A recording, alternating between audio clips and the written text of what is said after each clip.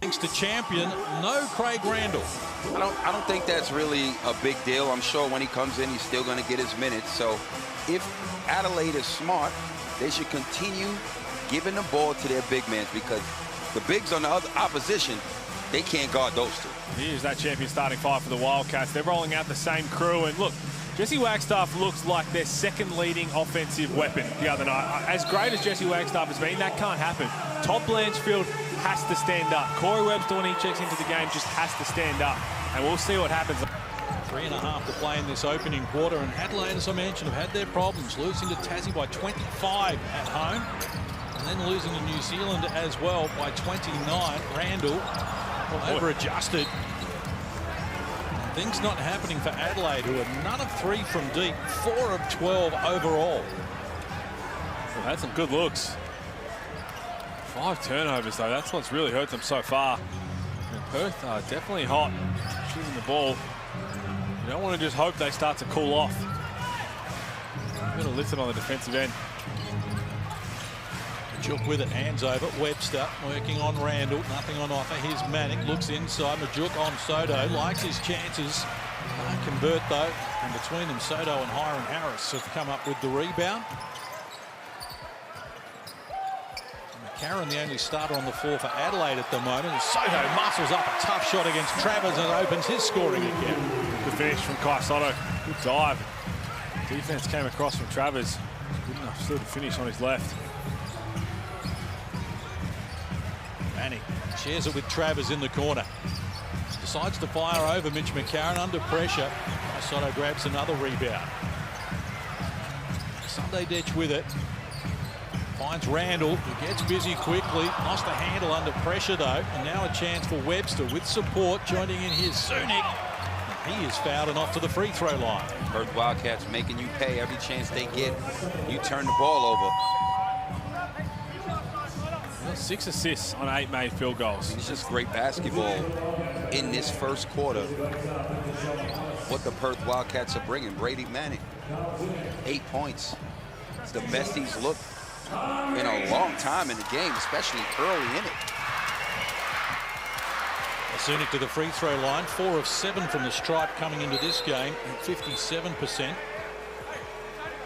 No matter how good Adelaide can be on the offensive end, if they don't really knuckle down and start to play consistent defense, they're not going to have the success they want. Leading up to the Illawarra game, they were giving up 90+ a game. That is just too many, no matter how good you are on the offensive end. Yes, you can win a lot of games by outscoring and not worrying about playing defense, but we've seen how tough the NBL is. Teams who lock down defensively are going to find success. The Jack Jumpers made it their blueprint last season. Sydney Kings, yeah, they won the title, but they were an exceptionally good defensive team. Melbourne United last year. And this year we're starting to see it again. New Zealand Breakers, they lock up defensively, they're having success. I really like the proactive stance of Coach John Rillie as well for the Perth Wildcats. Just rolling players in through the game. Setting a challenge for them, and they've answered here with a 13-point lead inside 2 minutes to play in the opening quarter. Adelaide all at sea at the moment. Shot clock works to 3. This offense hasn't been pretty, and it was not effective either. And they get after the loose ball. Now they look for Kai Sotto down low. Again, the pass was ambitious. They tried hard to cough it up, and eventually they succeeded. 7 turnovers to Adelaide in this quarter. And that's great defense. You see the intensity lifted by the Wildcats playing with desire. We're going to have a look at that possession at halftime. That single possession, I know you give up a long offensive rebound, was by far the best team defense we've seen from Perth all season long. Everybody was moving, they were helping each other, playing really solid, playing physical. That's got to be their blueprint. It's Kai Sotto against Travers. Sean Thomas comes across as well. Called for the foul. Free throws to come for Adelaide.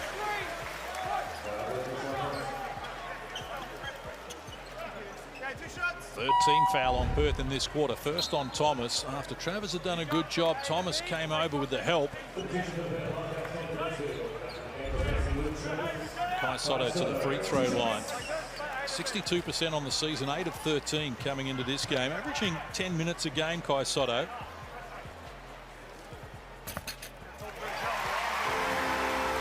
Still plenty of room for his growth as well.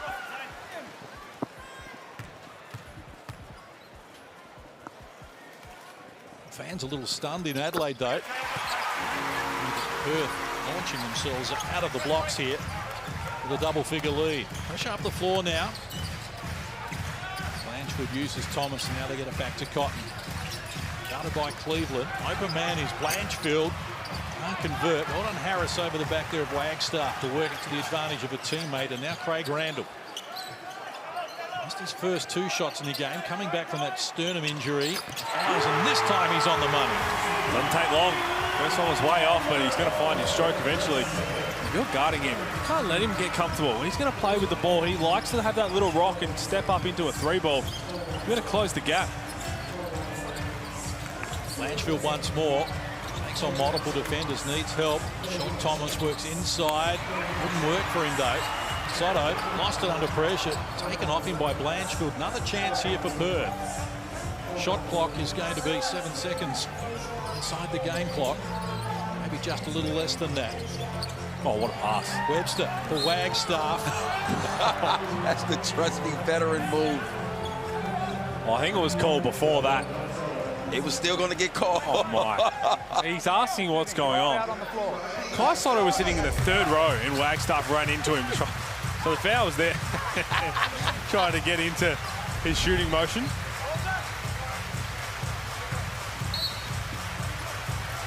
The Wildcats up 8 with possession here as we head toward quarter time. Cotton, the right man with it, is fouled. Antonius Cleveland doesn't like the call and wants a challenge. It's his first personal. Every player we know thinks they haven't fouled. And I'll tell you what, if they have to challenge this, what are you really saving? I mean, yes, it's going to be, it looked like 2 or 3 points. But there's just no way CJ Bruton saw that from where he was standing. So you're putting all your faith right now in Antonius Cleveland. I mean, he is the defensive player of the year. Well, he is, but look, if there's any... that would be a person you would. If there's any... So free throws to come here for Bryce Cotton, who's 44 of 45 from the free throw line this season. Best in the business at 98%, including 10 of 10 on Thursday night against the Jack Jumpers. Automatic. Oh, man. Commentators curse. There's no way this man can give away burgers. Although Adelaide fans love burgers more than anyone. Never going to happen. Makes the adjustment, adds the extra. Wildcats by 9. Adelaide looking for the last shot of the first quarter. The offense has been ugly right from the get-go, and it finishes that way at quarter time as well. And the Perth Wildcats have jumped out of the blocks here, looking to snap a 5-game losing streak. They have a 9-point lead. It's 24-15. Stays up. Wildcats, the best second quarter team in the competition. Average 23 a game. They'll be looking to expand this edge that they've had. Led from the get-go on the back of top Blanchfield's 2, and then Wagstaff hitting the first 3. Cotton looking for his first field goal. Can't get it over the front of the rim, but gets another opportunity here. That's off the mark as well. Another offensive rebound, and the putback works for Blanchfield. Now we're seeing that Wildcats basketball we've grown accustomed to seeing so far in this contest. Offensive rebounds, second and third chance opportunities. Oh, we're seeing activity, aren't we? Top Blanchfield on the offensive glass. That's going to be called a travel. But everybody just looks like they have more intent, more pep in their step. And so often in the last couple of games, even when they've tried to come off screens, whether it's Blanchfield, Webster, and a player jumps in front, they just give up. Now they're trying to fight through things. Now they're going for second efforts. And we hype them up and they turn it over. Chance now for Adelaide. Close range, knocking down the shot there. Good finish from Cleveland. We go courtside to Brett Maher. Yeah, guys, I was in CJ's huddle at quarter time. Big focus was just look after the basketball, make the easy passes, get it through hands on offense, and take the open shots. So that's what they're trying to concentrate coming out of this quarter. And who would have thought Perth would be up by 9 with Cotton only with 1 point? Incredible stuff. Thanks, Brett. They look inside by Sotto for the flash. That'll get the fans excited. 2 good turnovers. Well, 2 bad turnovers for Perth. Led to 2 easy baskets for Adelaide, getting it done on the defensive end. And quickly. Now doing an excellent job as well as the coaching careers just at the start after long and successful playing days as well. Of course, John really winning a title with Adelaide back in the day. So Adelaide get another stop here. The wheels have just come off the offense for the Wildcats. Just a tad here. But Adelaide's shooting woes continue. It's 1 of 5 from long range. Perth knocking down 5 triples in that opening quarter. Perth need to be careful. That's 3 consecutive turnovers. Adelaide up just 1 of 5 from 3. Thursday night against Tasmania when they lost by 8. Perth only hit 8 threes for the entire game. And 5 here at quarter time. So almost 2 minutes played in the second. Perth by 7. Cotton harassed there. Randall takes over. Game is short on the rim there, Bryce Cotton. Now none of 5 from the field. Every shot is hit the front of the rim. And Cleveland works on Norton, who's called for the foul. That's when Cleveland is at his best. Penetrate, getting to the basket. Second personal for Mitch Norton. Now when he gets out on the break, as we saw before, he finished through contact. He's got 6 points already, doubling his effort from the other night. And in this first half, he has 3 of 5 from the field, 8 points. No, it's a wide open 3, but it's all their activity. The player movement, they're doing it all with an extra step of intent to get wide open. And there it is. Great high-low basketball. As we know, they have big men that can score. There's mismatches. It is important if they don't get the ball direct. That high-low action needs to be there. Here's Webster once more, this time off the mark. Travers tried to keep it alive. 36ers get it back. Karen's pass knocked down, kept alive. Randall thought about pulling the trigger. Not yet. Now works inside Travers, needs help. Here's Sotto swinging off the rim. You're right, Corey, the ball movement, extra pass. I thought he was going to pull it from the Chemist Warehouse. I'm glad he didn't. He ain't hit enough threes yet in this half to do that one. Margin cut to 1. Cotton will slow it down. Shot clock is 10 seconds inside the game clock. Webster. Penetration. Good touch with the finish as well for Corey Webster, who's into double figures. Only Manic with 11 has more for Perth. And now Adelaide with the last save. Randall can tie it away with a long 3. Oh, yes! Exclamation point on the halftime buzzer from Craig Randall, who says to the fans, "I'm back, baby." You gotta love it, Hooli. Thank you for watching. Kung nagustuhan mo ang video na ito ay mag-subscribe ka na sa ating channel. Paki-follow na rin ang ating Facebook page, Utak Pilipinas.